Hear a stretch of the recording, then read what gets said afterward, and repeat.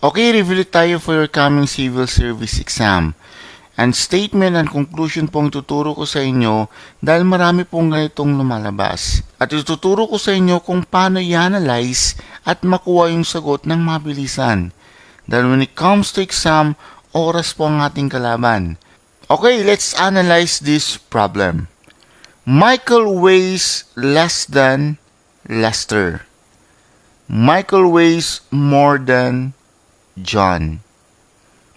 If the three guards, John weighs the least. If the first two statements are true, the third is, so ito yung question.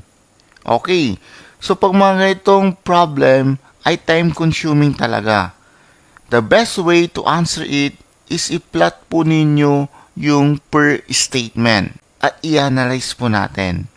So si Michael daw, sa unang statement, sabi niya, less than Lester.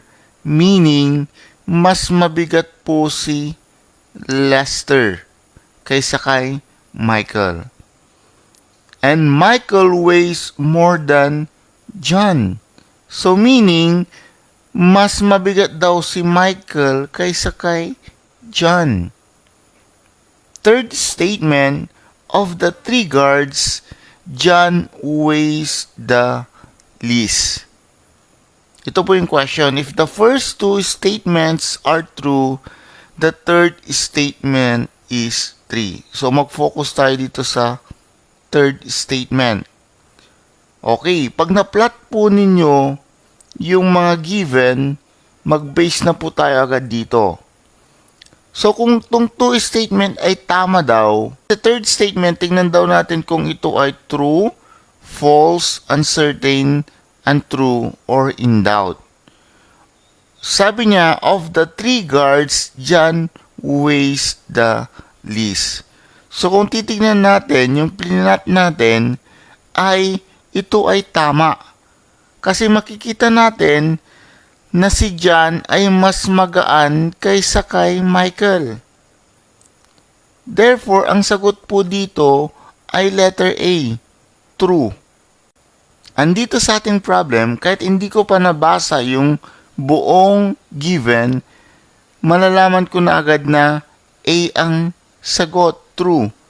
Alam niyo kung bakit? Kasi itong false and untrue ay same lang. Yung uncertain and in doubt ay same lang. At yung naiba lang ay true. So, pwedeng yun na yung sagot. But to make it sure, mas maganda po basahin po natin yung buong problem. And always remember na mas magandang malaman ang konsepto kung paano nakuha po yung sagot. Do not memorize the answer. And I hope you got this one and follow for more tips, updates, and tutorials for your coming exam. God bless!